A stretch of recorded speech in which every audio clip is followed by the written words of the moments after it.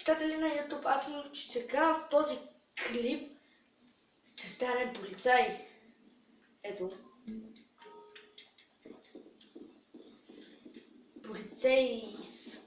Полицейска каска, облекло. Ето и пистолета ми.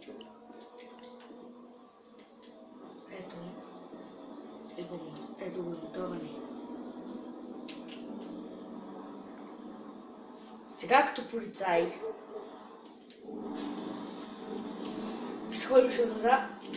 ще раздаваме фишове.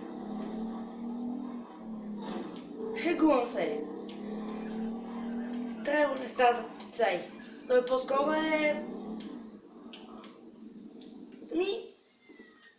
жесток човек. Айде, аз съм полицая. Ето сега ще... Даже искам да ви покажа едно ниво, от което...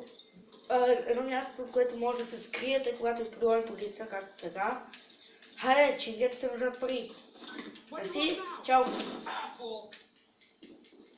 Ето, вижте. Са по-вървели имаме как там се нарича червената точка. Аз ви викам рак. Аз не знам. Ето вижте.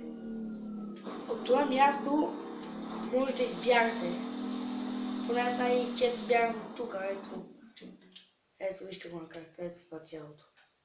Само ето тук по някакви път полицайите са по-добре да отидете в края малко. Ето.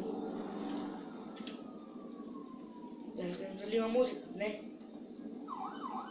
Айде стига бе, ама или има? Ще ги спра да не чуят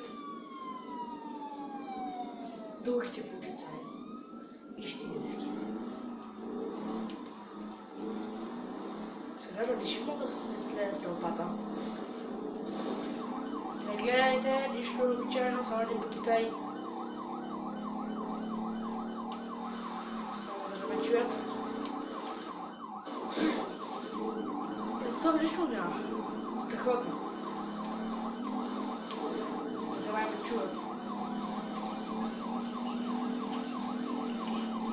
Добре, сега сега да ви покажа как изглежда трейл полицай и ако този клип ви е харесал, дайте му един лайк. Изпуснахме.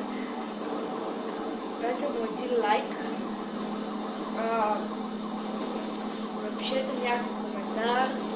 Аз ще го прочета и това е всичко от мене. Чао!